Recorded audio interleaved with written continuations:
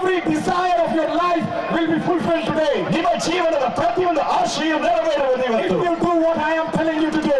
ಇವತ್ತು ನಾನು ನಿಮಗೆ ಹೇಳುವಂತದನ್ನು ನೀವು ಮಾಡುವುದಾದರೆ, Because I have done it ನಾನು ಅದನ್ನು ಮಾಡಿದ್ದೇನೆ in the name of Jesus. ಯೇಸುವಿನ ನಾಮದಲ್ಲಿ. You can do it in the name of Jesus. ನೀವು ಯೇಸುವಿನ ನಾಮದಲ್ಲಿ ಮಾಡಬಹುದು. The name of Jesus is so powerful. ಯೇಸುವಿನ ನಾಮ ಇಷ್ಟು ಬಲವುಳ್ಳದ್ದು. Every impossible thing is possible in the name of Jesus. ಯೇಸುವಿನ ನಾಮದಲ್ಲಿ ಅಸಾಧ್ಯವಾದದ್ದೆಲ್ಲವೂ ಸಾಧ್ಯ. That name is not a name which is given by a man's intention.